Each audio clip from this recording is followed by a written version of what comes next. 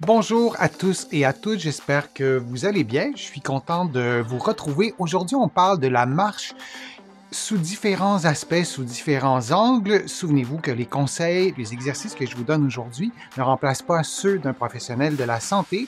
Vous allez trouver beaucoup d'informations sur la marche dans mon livre Lève-toi et marche et aussi dans mon livre Va prendre l'air qui parle de la respiration, mais qui parle aussi du plein air. Trop marcher peut-il être problématique? Est-ce que ça peut causer de la douleur? Par exemple, si on a déjà de l'arthrose qui est symptomatique, est-ce qu'on peut détériorer sa condition?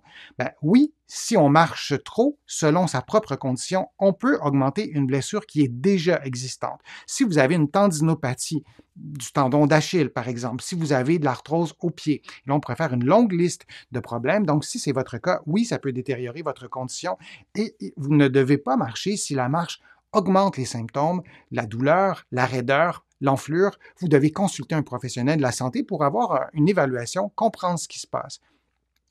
Si vous marchez et vous n'avez pas aucun problème que j'ai énuméré et après la marche, vous avez des douleurs, il faut aussi comprendre pourquoi. Je vous donnerai un ou deux conseils. D'abord, augmentez votre dose de marche progressivement. Si vous marchez très régulièrement, on suggère d'augmenter de 1000 pas par jour, pour ceux et celles qui souhaitent augmenter leur dose de marche, 1000 pas par jour par mois.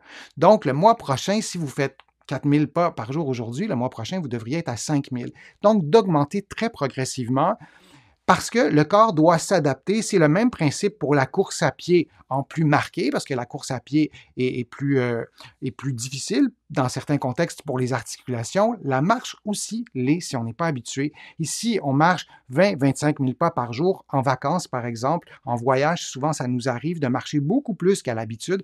Mais c'est préférable d'y aller progressivement, donc de marcher, d'augmenter les doses de marche avant de partir en voyage, par exemple. Alors ça, c'est un conseil que je peux vous donner, de consulter pour comprendre la cause d'une douleur qui n'apparaîtrait qu'après la marche pour voir ce qui se passe. Est-ce que c'est une fatigue musculaire? Est-ce que ce sont des articulations qui ne sont pas en parfaite santé, disons, mais qui ont des processus dégénératifs, par exemple, et de prendre des pauses pendant cette dose de marche-là pourrait régler le problème. Donc là aussi, c'est quelque chose qu'on peut faire. Garder la même dose, mais prendre des pauses durant les 10, 15, 20 000 pas 10 à 15, 20 000 pas qu'on pourrait faire. Et on peut aussi utiliser des bâtons de marche lorsqu'on marche sur de très longues distances. Ça diminue le poids sur plusieurs articulations. Ça répartit le poids en utilisant les mains, les bras. Donc, parfois, ça peut aussi régler le problème, mais encore une fois, en y allant progressivement, ça fonctionne beaucoup mieux. Je vous remercie d'avoir été là. Je vous remercie d'avoir participé. Je vous remercie aussi de m'écrire vos questions dans le fil de discussion.